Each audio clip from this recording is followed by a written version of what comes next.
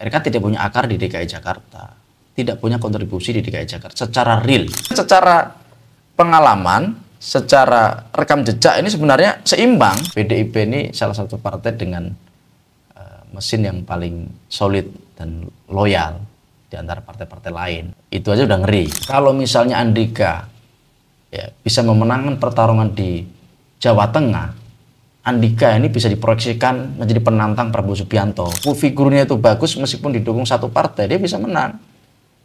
Figurnya tidak bagus, didukung 11, 12 partai, belum tentu menang. Orang sering mengatakan kepleset di DKI Jakarta itu bisa jadi wapres.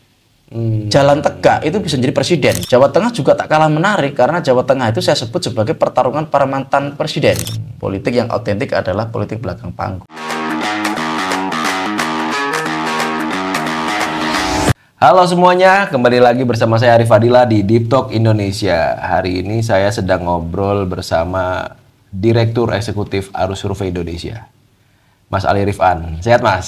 Sehat, alhamdulillah. Nampaknya lagi sibuk banget nih, Mas. Iya, biasa, musim pilkada. Tapi 5 tahunan.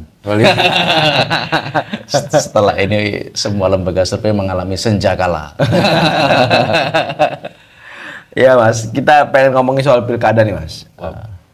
Agak menarik ya pilkada hari ini itu karena banyak pergeseran politik yang terjadi, terutama di wilayah-wilayah yang kita capture. Ada di Jawa Tengah, ya kan, di DKI, ada juga di Sumatera Utara misalkan kan. Iya. Nah, ada wilayah-wilayah itu dari mulai yang awalnya ada satu partai yang nggak bisa nyalon, hari ini bisa nyalon semua kan gara-gara putusan MK dan sebagainya. Itu kan dinamika yang luar biasa. Gimana, Mas? Ya, pertama memang putusan MK yang sempat ramai itu merubah konstelasi dan konfigurasi calon-calon. Iya. Jadi banyak calon-calon bermunculan tak terduga. Para kandidat yang mempersiapkan jauh-jauh hari maju dan mengunci calon-calon lain, kemudian mereka juga kewalahan karena beberapa nama-nama yang tidak terprediksi itu muncul belakangan, injury time. Itu satu hal. Tapi overall di antara sekian dinamika pilkada, saya ingin meng-highlight beberapa pilkada yang hari ini jadi spotlight pemberitaan media. Nah, dari sekian ya 545 daerah yang melakukan pilkada serentak, bahkan ini bisa saya katakan pilkada serentak terdahsyat di dunia gitu ya. 545 daerah melakukan pilkada serentak. Tahun 2024 ini tahun yang spektakuler karena ada pileg sekian ribu, puluhan ribu bahkan calon. Ada kontestasi presiden, ada kontestasi para kepala daerah di 545 wilayah. Ini luar biasa. Nah, dari sekian daerah itu ada beberapa daerah yang hari ini menjadi pusat perhatian. Satu adalah DKI Jakarta. Sorry, DKJ. Ya. Kendati nama berubah, tetapi positioning DKJ, positioning Jakarta itu masih tetap sentral. Masih menjadi epicentrum. Masih menjadi spotlight pemberitaan. Kenapa? Karena orang sering mengatakan kepleset di DKI Jakarta itu bisa jadi wapres. Jalan tegak itu bisa jadi presiden, kira-kira begitu. Ya. Sehingga kendati nama berubah, tapi magnet orang untuk berkontestasi di DKJ ini itu tetap kuat gitu. Nah, di DKJ ini ada perkembangan ya, kalau kita bicara elektoral itu makin kompetitif. Jadi kalau kemarin mungkin 1 bulan setengah itu posisinya dalam survei itu masih RK Suswono, tapi belakangan saya melihat, saya juga cek data karena saya juga surveyor ya, pollster, saya juga ada data begitu yang tidak kita publikasi. Nah, itu memang ada tren pertumbuhan elektabilitas itu di pasangan Pramono Rano, meskipun posisinya masih kompetitif. Nah, satu itu DKJ, yang kedua adalah Jawa Tengah. Jawa Tengah juga tak kalah menarik karena Jawa Tengah itu saya sebut sebagai pertarungan para mantan presiden. Jadi terus terang ya, saya saya terus terang saja, Jawa Tengah ini pertarungan antara Pak Jokowi dan Bu Mega. Tahu, semua mungkin publik tahu. Pak Jokowi lebih kemana, Bu Mega kemana. Dan yang menarik kalau kita merujuk pada data Litbang Kompas terakhir, itu dua calon ini secara elektoral itu kompetitif, bahkan marginnya itu 0 sekian persen. Intervalnya, jarak elektabilitasnya masih di rentan margin of error. Sehingga kalau misalkan saya ditanya siapa pemenang pilkada Provinsi Jawa Tengah, sulit saya memprediksi karena sangat kompetitif. Apalagi ada undecided voters yang belum menentukan pilihan, itu jumlahnya 40 sekian persen. Ini juga satu anomali ya, karena ini kan kalau dihitung per hari ini sejatinya pilkada kurang sekitar 19 hari lagi. Iya, menuju tanggal 27. Tetapi masih ada warga Jateng sekitar 40 sekian persen itu belum menentukan pilihan. Nah, apa alasannya? Rupanya kalau di tracking lagi, karena mereka menganggap dua tokoh ini seimbang. Kalau tokoh seimbang itu mereka makin ragu. Makanya semua menunggu apa program spektakuler, apa program yang punya diferensiasi tinggi, apa program yang menguntungkan pemilih di sana, itu mungkin yang akan dipilih. Sehingga kalau saya boleh berpesan, ini para kandidat di Jateng harus membuat program yang punya nilai diferensiasi tinggi, punya magnet political marketing yang tinggi. Macam program makan siang gratis lah misalkan.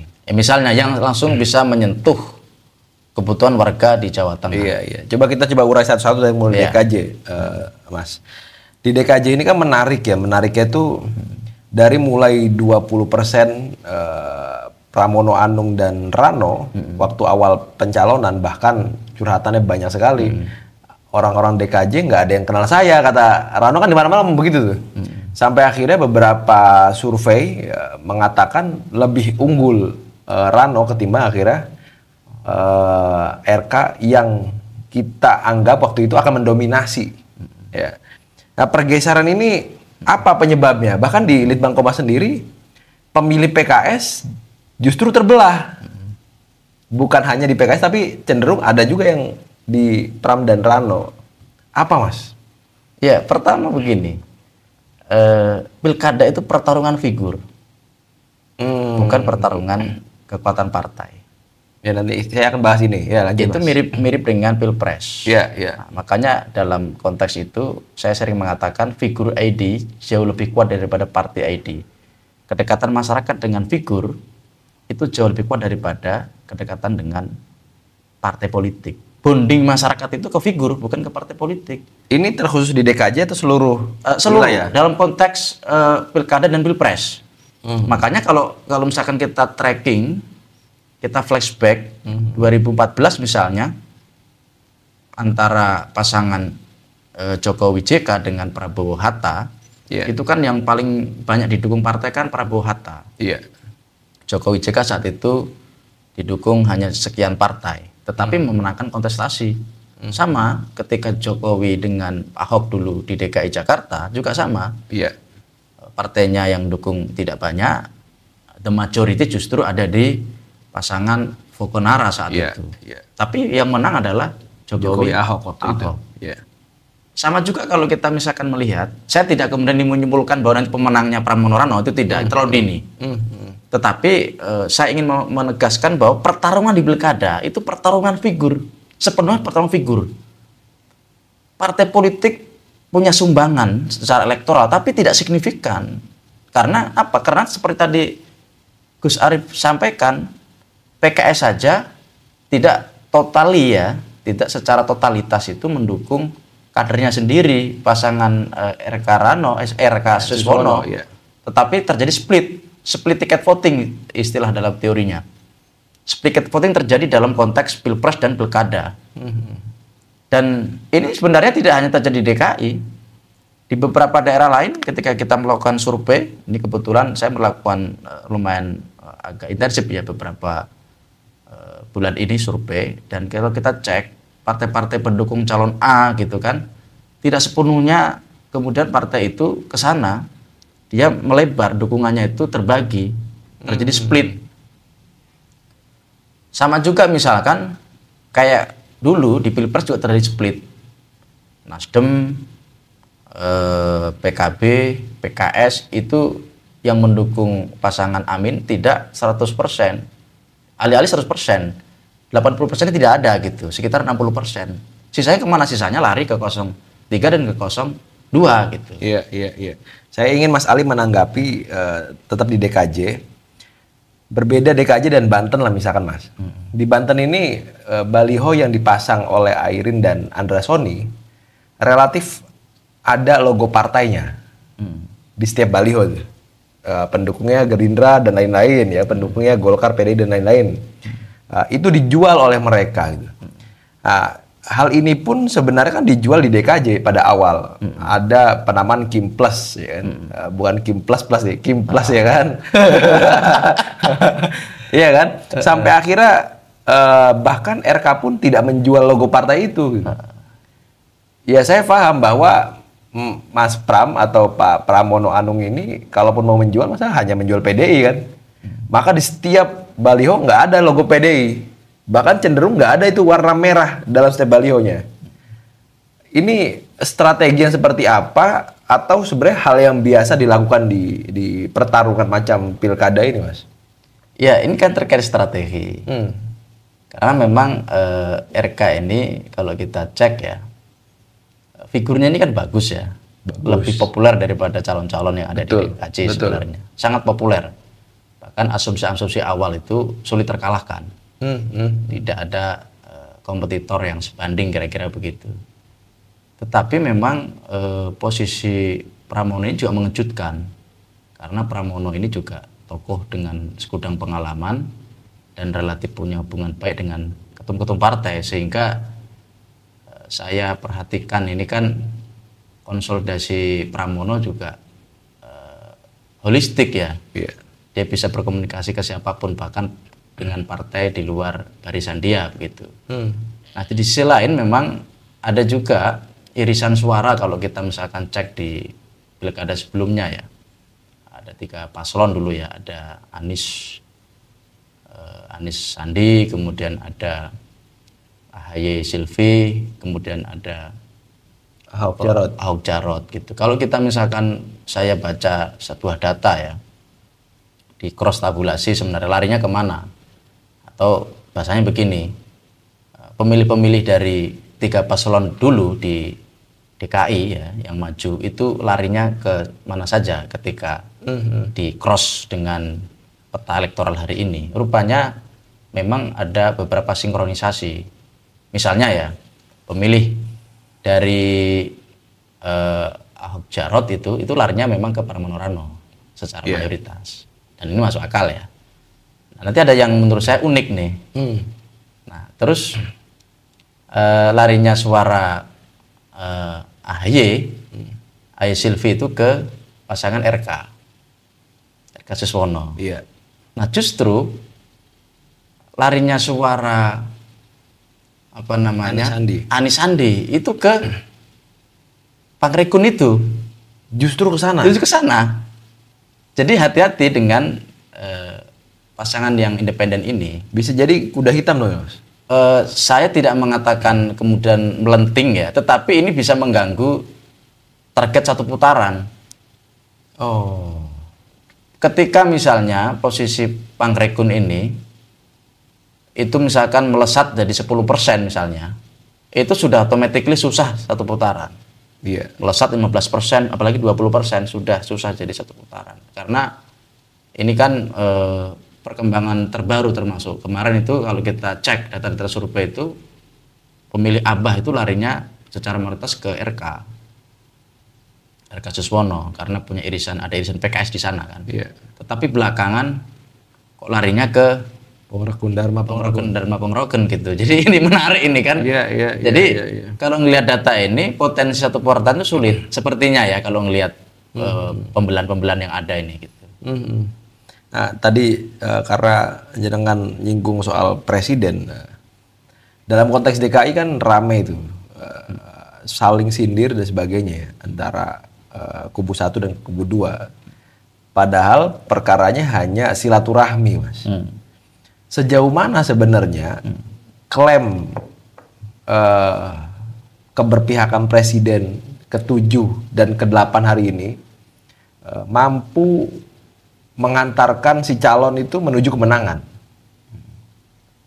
Pertama ini mazhab kotel efek istilahnya, mazhab efek ekor jas, yang dalam konteks kontestasi selalu itu menjadi andalan. Nah, sebenarnya apa yang dilakukan oleh Ridwan Kamil dengan mengunjungi Prabowo, kemudian mengunjungi Jokowi, itu dalam rangka ada 2 agenda menurut saya. Ini analisa saya, bisa salah, bisa benar begitu. Pertama adalah ingin mengejar kotel efek ekor jas, dan ini kan telah berhasil dilakukan Prabowo dengan menarik kotel efeknya Jokowi. Dan kenaikan Prabowo saat itu ketika dicek kan ada sekitar hampir 20% kan suara Jokowi lari ke Prabowo, sehingga Prabowo menang dalam 1 putaran. Barangkali hal sama ingin dilakukan RK dengan menarik 2 kekuatan besar atau pengaruh dari 1 mantan presiden yang masih anget ya kan, 1 lagi presiden terpilih yang masih anget juga gitu. Itu diharapkan pengaruh mereka akan lari ke RK. Meskipun harus dipahami ini DKI Jakarta, Bos, gitu. Pemilih DKI Jakarta itu ceruknya itu agak berbeda dengan yang lain. Mereka itu pemilih rasional yang dominan, sehingga mereka juga melihat ini apa gitu. Kalau misalkan tidak bisa meyakinkan warga DKJ ya susah. Kalau hanya bertemu membangun asosiasi gitu. Itu menurut saya agenda pertama itu. Agenda kedua, ini agenda soal resources. Kalau misalnya RK mampu membangun asosiasi, persepsi bahwa dia adalah calon yang didukung presiden hari ini dan mantan presiden, itu akan memudahkan konsolidasi terkait dengan resources dan logistik gitu. Kalau misalkan RK Suswono ingin minta bantuan kepada beberapa pengusaha atau tokoh berpengaruh, ya ini kan calon yang didukung presiden kira-kira gitu kan, maka foto itu akan mudah untuk dijual. Nah itu kira-kira begitu. Ini memang agak inilah ya di luar analisa politik yang teoritis, tapi ini fakta-fakta politik kan gitu. Meskipun kalau yang kedua ini belum tentu gitu. Saya lebih meyakini yang ke-1 itu sangat yakin gitu. Jadi untuk membangun persepsi dan mengejar kotel efek. Penolakan Jakarta terhadap RK juga kan luar biasa ya. Iya. Di awal-awal mungkin sampai hari ini juga beberapa, karena memang perseteruan urusannya urusan sepak bola, Mas. Bukan urusan politik sama sekali bahkan. Kalau akhirnya Cak Ali diberikan waktu bertemu RK, apa yang harus dibisiki ke RK, Mas? Sehingga hal-hal yang menghambat ini juga bisa diselesaikan lebih awal gitu, nggak berlarut-larut sampai hari ini gitu. Jadi ada 2 diferensiasi ya, yang ini sebenarnya jadi kekuatan masing-masing. Karena saya ingin membahas 2 tokoh yang elektabilitasnya kompetitif, yang Pramono Rano dan RK Suswono. Nah sebenarnya RK Suswono itu dari sisi personality itu unggul karena kemampuan RK berkomunikasi jauh lebih bagus ketimbang kandidat lain. Jadi ya sebenarnya kan RK ini kan seorang pejabat publik plus influencer plus setengah artis gitu. Dia juga pintar membangun simpati sekaligus buat job-job di dalam komunikasi gitu. Itu menarik. Makanya secara personality dalam riset yang saya baca itu tinggi, lebih kuat di situ, lebih kuat secara personality. Tetapi kelemahannya adalah aspek-aspek sosiologis. RK tidak punya akar di DKI Jakarta. tidak punya kontribusi di DKI Jakarta secara real. Kontribusi RK selama ini adalah Jawa Barat gitu. Bonding dengan warga DKI Jakarta itu nggak kuat, nggak punya bonding, nggak punya engagement gitu. Sehingga itu yang kemudian membuat suaranya nggak loyal, mudah runtuh. Makanya kan awal kan RK tinggi, kok tiba-tiba bisa runtuh secepat itu? Artinya memang nggak bonding nih RK dengan warga DKI Jakarta. Nah sebaliknya Pramono Rano itu punya kekuatan dari aspek sosiologisnya. Rano Karno, ya, wah itu kan orang sangat populer, itu kan tokoh Betawi yang sangat dikagumi dan dihormati, yang diagung-agungkan. Nah itu kan luar biasa pengaruhnya. Kemudian kalau Pramono ya memang beliau kan juga lama di kabinet, tinggalnya kan di DKI Jakarta. Dan automatically kalau misalkan di istana yang ngurus Jakarta juga, tahu problem Jakarta, ada juga interaksi-interaksi dengan warga Jakarta lebih intens. Kelebihannya di situ. Tapi secara personality pasangan Pramono Rano itu memang tidak sebagus RK Suswono, sehingga strateginya adalah menarik tokoh-tokoh dari kalangan artis, dari kalangan komedian gitu seperti Cak Lontong dan lain-lain, biar wajah dari pasangan ini tidak terlalu serius, jadi wajah jenaka gitu. Itu bagian dari strategi. Tapi memang dua-duanya punya kualitasnya masing-masing. Nah, diferensiasi itu memang harus ditonjolkan. Nah, satu lagi, dua-duanya punya pengalaman, punya record yang baik ya dalam konteks pernah punya pengalaman di pemerintahan, sehingga memang warga DKI ini akan detail mencari apa sih kelebihan dari Pramono Rano dan apa kelebihan dari RK Suswono. Kan dua-duanya punya rekam jejak loh. RK itu gubernur, pernah jadi gubernur, Suswono juga mantan menteri, kemudian Pramono lebih ngeri kan, sekretaris kabinet 2 periode dan mantan sekjen partai. Nah, Rano Karno juga mantan gubernur gitu, Banten. Jadi ini secara pengalaman, secara rekam jejak ini sebenarnya seimbang. Tinggal bagaimana diferensiasi dibangun soal program. Nah, cuman kalau kita amati soal program juga sama-sama unik, punya keunikan masing-masing, sehingga memang ketat ini. Makanya menyimpulkan siapa pemenang Pilkada DKI hari ini terlalu prematur. Masih panjang perjalanan ini, karena dinamika dalam 19 hari ke depan itu ada saja gitu. Nah, apalagi kalau nanti ada tsunami politik. Nah, kalau nggak ada tsunami politik, ya trennya akan seperti ini. Tapi kalau salah satu misalkan ada terjadi keseleo apa kan, kesandung apa begitu, keceplosan atau karena DKI punya pengalaman itu. Kan kemarin juga ada sempat keseleo lidah sedikit itu. Meskipun dibela juga kan. Dibela juga. Udah minta maaf soalnya katanya. Iya, itu juga akan berpengaruh karena ini sebagai pusat perhatian, epicentrum, spotlight pemberitaan nasional, apapun yang dilakukan oleh kandidat di DKJ ini akan tersorot gitu sampai ke bawah gitu. Dan warga DKI ini kan mengakses semua internet. Jadi penetrasi persebaran informasi sampai ke grassroots itu sangat cepat di DKJ. Beda dengan di Jawa Tengah, beda dengan di Jawa Barat. Secara mayoritas masyarakatnya tidak melek media gitu. DKJ semua warga hampir semuanya mengakses informasi. Mereka tidak hanya pasif ya mendapat, tapi mereka itu aktif mencari informasi gitu. Jadi berita apapun bisa cepat langsung. Ya? Makanya di DKJ ini fluktuatif, up and down, bisa nanti naik cepat, bisa turun juga cepat. Hati-hati. Menjaga suara di DKJ jauh lebih susah daripada di wilayah-wilayah lain. Gitu. Sekarang kita bergeser ke Jawa Tengah, Mas. Ini menarik. Jawa Tengah ini kan bukan hanya menjadi perang antar mantan presiden, tapi di sana bukan perang bintang lah ya. Di sana juga ada perang bintang, maksudnya kan.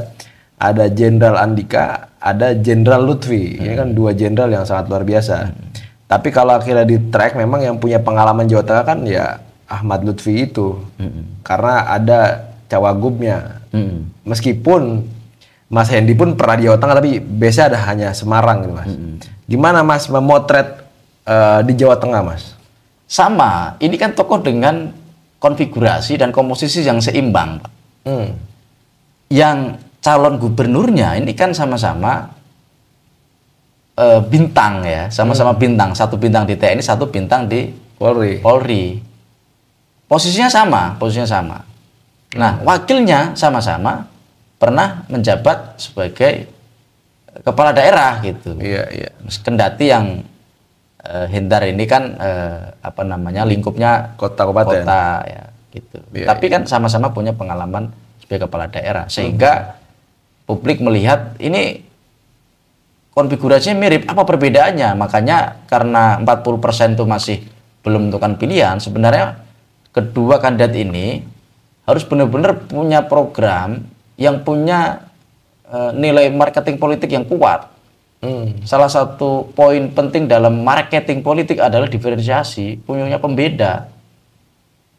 Ketika orang Jawa Tengah ditanya apa yang membedakan pasangan Andika Hendar dengan Lutfi Yassin gitu misalnya, apa gitu misalnya, dan sebaliknya. Kalau misalkan masyarakat tidak terbangun top of mind-nya apa gitu ya susah. Yang kita khawatirkan kalau misalkan programnya yang ditonjolkan, nanti yang ditonjolkan adalah vote buying-nya, gitu, money politiknya. Meskipun dalam konteks pilkada level provinsi, saya juga tidak terlalu yakin dengan money politik, karena apa ada kandidat yang kuat membagi uang sebanyak itu gitu kan? Iya. DPT-nya jumlahnya aja mengerikan gitu. Iya. Itu kan sulit. Artinya pertarungan program, pertarungan sentimen, pertarungan kerja politik ini sebenarnya. Pertarungan kerja politik. Nah, kenapa kemudian di Jawa Tengah ini kompetitif? Meskipun Pak Lutfi ini jauh lebih lama melakukan konsolidasi dan penetrasi. Ini karena di sana itu kandang banteng. Iya. Sebenarnya lain cerita ya. Ketika misalkan di sana bukan kandang banteng, kan ini kan Andika kan termasuk pendatang baru. Tapi dengan sangat cepat itu secara elektoral posisinya kompetitif, sama seimbang hari ini. Padahal survei-survei sebelumnya posisinya kan Lutfi yang tinggi, yang di atas. Ini memang juga kita baca karena di sana itu adalah kandang banteng, dan sejauh yang saya amati kan selalu yang diusung PDIP jadi pemenang. Ini juga pertarungan, tidak hanya pertarungan soal bintang tadi, perang bintang, tapi perang marwah sebuah partai politik yang punya lumbung basis di sana gitu. Ini pertarungan PDIP.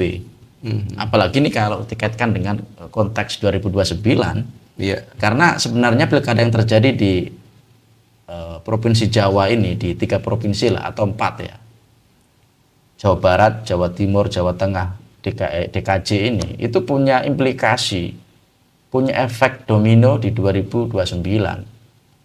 Kalau misalnya Andika ya bisa memenangkan pertarungan di Jawa Tengah, Andika ini bisa diproyeksikan menjadi penantang Prabowo Subianto di 2029. Ini ngeri-ngeri sedap, Pak. Ini makanya di situ saya melihat PDIP ini benar-benar bekerja keras gimana caranya Andika menang. Karena ini adalah rute menuju 2029. Sama juga dengan di DKJ. Kalau Pramono Rano menang misalnya, ini juga bisa diproyeksikan ke sana. Sehingga Presiden hari ini juga punya kepentingan. Kepentingannya adalah para gubernur yang terpilih nanti, pertama tidak mengganggu jalannya pemerintahan, yang kedua tidak menjadi kompetitor kuat di 2029. Dengan kalkulasi bahwa Pak Prabowo akan naik lagi naik lagi. Jadi ada bacaan ke sana. Sehingga ini semua bertarung secara serius. Khususnya di 4 provinsi itu. Selain itu tidak strategis untuk 2029. Karena kalau yang jebolan dari 4 fakultas ini ini berpotensi direktor, Pak, kan gitu. Termasuk Jawa Barat. Apalagi Jawa Barat, tapi Jawa Barat kan tidak perlu kita bahas karena posisi jadi ini Jawa Barat, kemudian Jawa Timur, dan Banten itu secara elektoral memang ada salah satu paslon yang kuat. Sehingga bahasan itu kurang menarik ya. Memang yang paling menarik kita bahas itu memang DKJ sama Jateng karena kompetitif. Ya. Memproyeksikan pemenangnya juga cukup sulit gitu ya. Dan Jawa Tengah ini urusannya adalah harga diri dan marwah partai PDI Perjuangan ya. Makanya kan yang punya irisan ya dengan para mantan presiden dan presiden itu kan di dua daerah ini. Nah, lain itu seperti ya senyap gitu karena kalau di Banten Airin sangat strong, ya kan. Kemudian di Jawa Timur Bu Khofifah sangat strong, di Jawa Barat malah kader Gerindra sendiri. Siapa namanya? Di Jawa Barat Deddy Mulyadi sangat strong. Sepenglihatan Mas Ali, sejauh ini agak melenceng, kita bukan urusan survei, Mas. Pak Prabowo itu kan luar biasa, Mas. Iya. Di pidato pertamanya itu semua orang terpukau, semua orang tercengang, semua orang bahagia dengan apa yang disampaikan di Senayan waktu itu. Salah satunya adalah soal pemilihan jangan curang. Nah, dalam konteks pilkada ada nggak indikasi bahwa Pak Prabowo tuh akan ikut turun dalam arti membantu pemenangan gitu? Kalau saya lihat beberapa pernyataan justru Pak Prabowo ingin menegaskan dia tidak ikut campur dengan urusan pilkada. Beberapa pernyataan itu ada, mungkin bisa dicek nanti di Google, itu ada. Saya pernah dengar secara lantang beliau menyatakan dia tidak akan mengintervensi gitu ya. Ini terjemahan saya tapi intinya ke sana, tidak akan mengintervensi dan tidak akan cawe-cawe di pilkada. Saya melihat memang Pak Prabowo ini ingin membangun satu kekuatan bersama ya, gotong royong, dan ingin menyatukan semua kekuatan untuk menuju Indonesia Emas, sehingga dia tidak ingin terkesan nanti ngeblok ke salah satu calon gitu ya. Tetapi kan kalau ada misalkan kayak Ridwan Kamil mau ketemu ya ditemui, itu biasa. Tetapi kan tidak ada pertanyaan secara tegas atau secara tersirat bahwa Prabowo itu akan mendukung secara dan seterusnya, itu kan nggak ada kan gitu. Nah, karena ini penting sebagai presiden yang baru dilantik kemarin gitu, dia harus menunjukkan sikap negarawan. Dan akan bahaya ketika langsung memihak ke nanti trust ke beliau akan turun. Nah, kalau saya misalkan bukan diminta penasihat ya, misalkan diajak diskusi sama timnya Pak Prabowo, ya saya sampaikan sebaiknya di pemerintahan awal ini menjaga posisi ini sebagai negarawan. Dan saya lihat Pak Prabowo sudah seperti negarawan. Beberapa pernyataannya itu memang dia melepaskan baju sebagai politisi dan kelompok tertentu gitu, tapi dia ingin merangkul semuanya.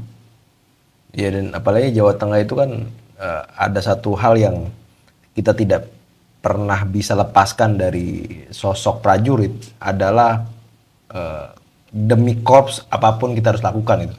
Dan dalam konteks Jawa Tengah kan di sana bukan Ahmad Lutfi ya satu korps gitu loh, Mas. Iya. Artinya kalaupun mau memihak ke Ahmad Lutfi agak nggak enak juga nih dengan yang satu korps kan. Iya. Terlebih mertua dari Pak Andika senior langsung daripada Pak Prabowo.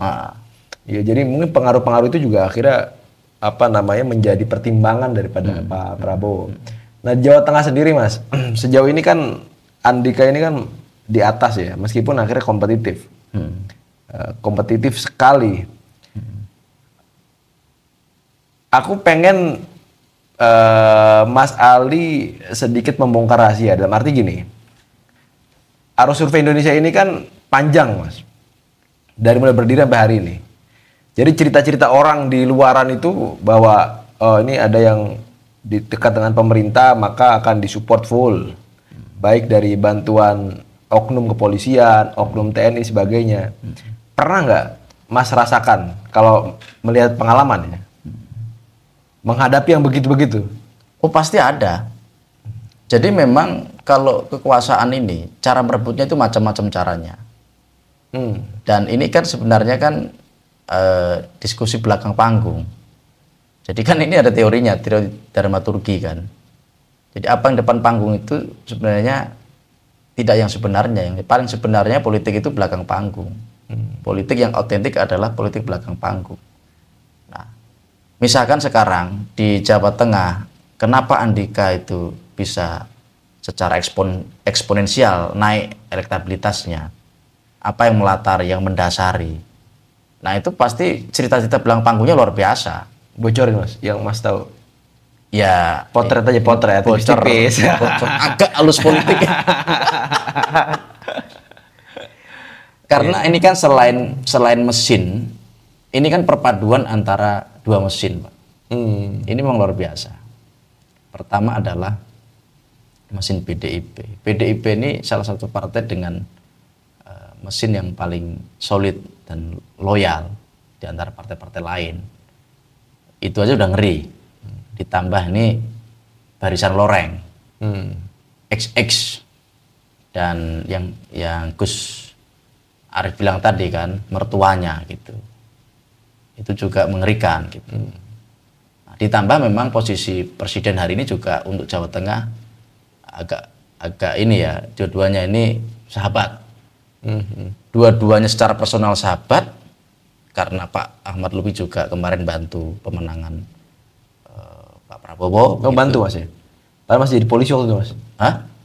Tadi Ya jadi bantu itu kan dalam konteks ya Mas, ya. bantu itu kan nggak harus ini kan. Iya. Bantu bisik-bisik kan namanya bantu kan. Iya. Inilah politik belakang panggung ya. Misalnya, kemudian Pak Ahmad Lutfi kemarin habis ketemu Presiden Jokowi.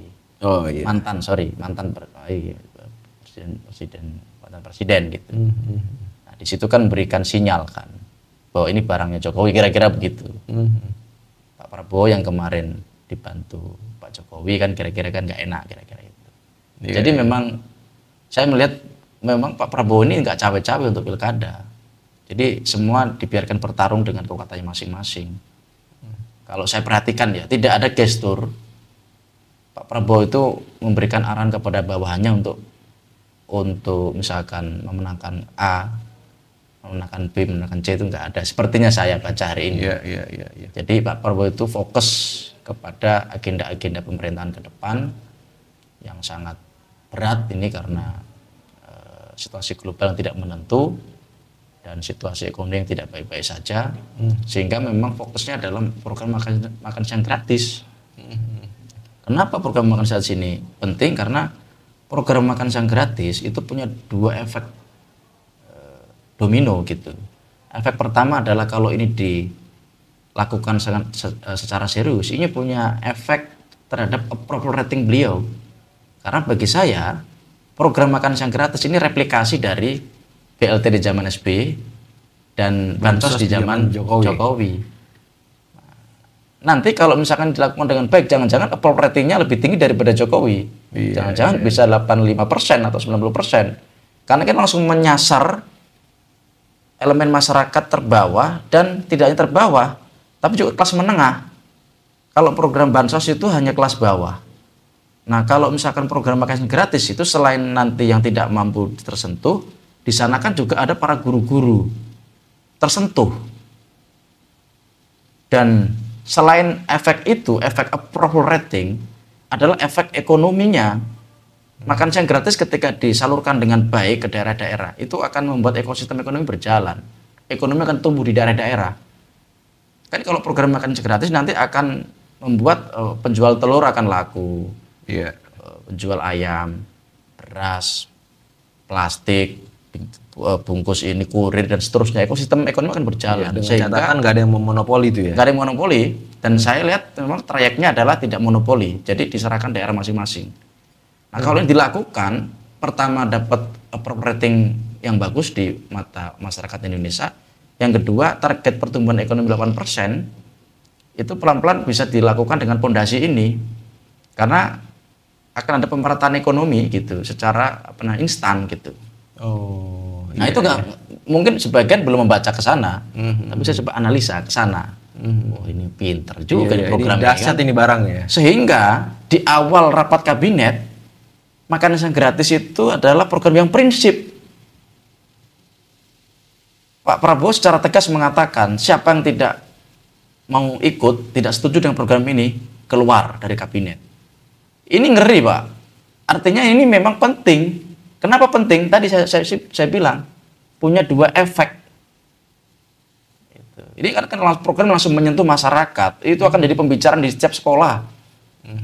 Anak mau berangkat, nggak usah buat sarapan. Alhamdulillah anak saya sudah dikasih sarapan bergizi kok gitu. Guru juga senang di sana.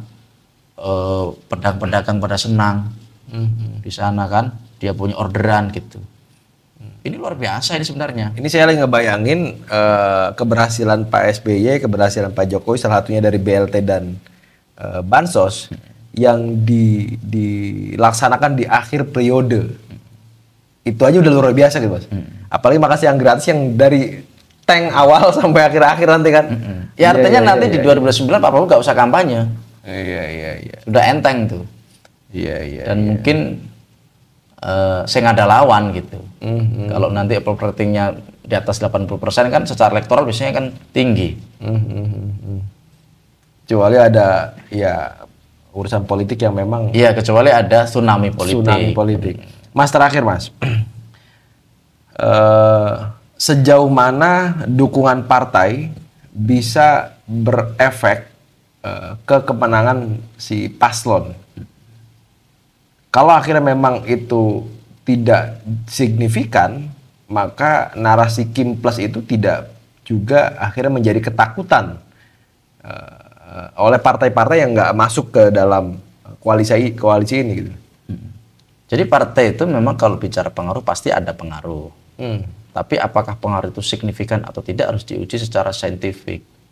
Ada beberapa daerah partai itu pengaruh. Itu partai-partai yang memang basisnya di sana. Katakanlah misalnya Jawa Tengah, PDIP itu pengaruh, mesin PDIP jalan. Katakanlah nanti Depok, Bekasi, itu mesin PKS jalan. Tokoh-tokoh yang diusung PKS biasanya menang.